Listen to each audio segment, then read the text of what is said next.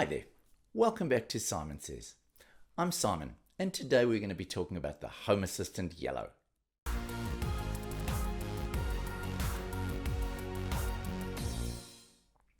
So Home Assistant Yellow was the first Kickstarter campaign that I'd ever participated in.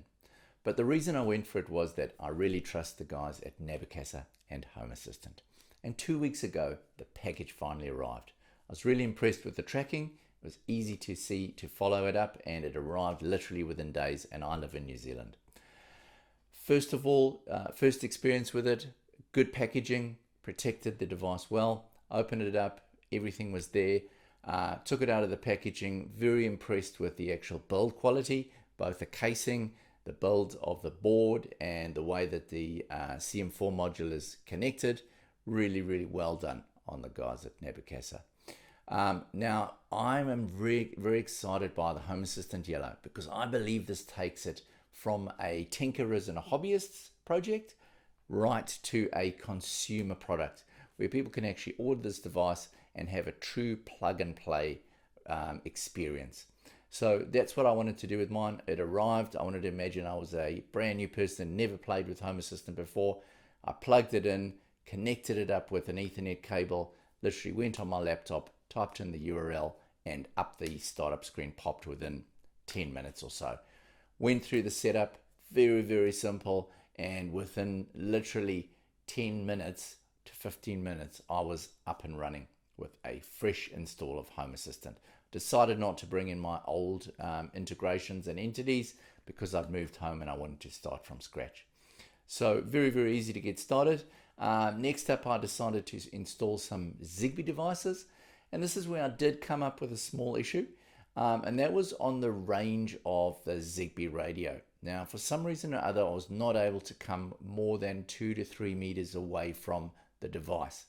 And the problem, I think, is that it's relying on the internal antenna. So when I had a look at the board, I see that there is actually a little plug socket for an external antenna. So I do have an external antenna and I will be connecting one. And let's see, I'm pretty sure that that's going to sort the problem out. Currently I'm using my Sonoff stick, which is giving me really, really good performance, and it's allowing me to easily collect all of my Zigbee devices. But I do want to be able to use the radio within the yellow because that's going to offer the Matter support, and also I don't want to be taking up one of the 2 USB ports on the actual device. Secondly, having a look at the other choice for radios. So Z-Wave for me was not an issue. I don't have any Z-Wave devices, so that was no problem. Bluetooth, personally I don't think there's an issue with not having a Bluetooth device on the board because for me Bluetooth is so much better to be running it on a separate ESP32 device where it can be within the location of the actual sensors, because we know that Bluetooth is not a long range protocol. Wi-Fi for me, not a problem either. I've got it plugged in close to my router. I think it's important to have that wired connectivity for the Home Assistant Yellow, so no problem for me. Other comments about the actual running of the device. I've seen people have some concerns about temperature control. Now, it is in an enclosed case and there's no fans. However, mine is running at between 46 and 48 degrees Celsius under normal running conditions.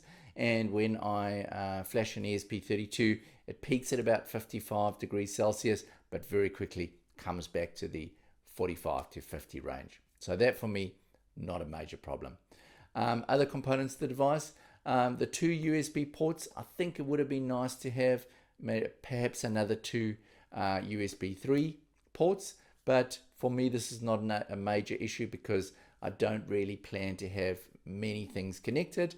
I see that there's I was watching another video the other day where you can actually set up a second sort of a server running on the Raspberry Pi, which can run some of your other components, and then you can link that back into the Home Assistant Yellow. So I think if you want to expand the product too much, that's a way to go, is actually having a second Raspberry Pi server on your platform.